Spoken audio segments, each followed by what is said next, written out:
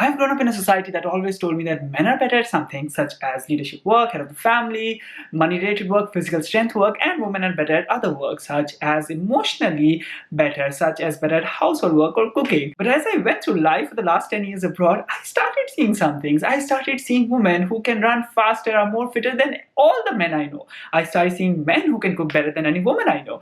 I started seeing women who are better at mathematics or coding and analytical stuff than any men I know. I started seeing men who are more emotionally intelligent than women I met. So after a decade, here's the conclusion that I've reached. Who is better among men and women? The one who is trained better. Take any skill, any work, coding, cooking, long distance running, exercising, whatever. Take a man, take a woman who has not done it before. Give them 1 month each to practice. Who will be better after a month? The one who has used that 1 month better to train and practice. There you have it. Who is better? The one who is trained better.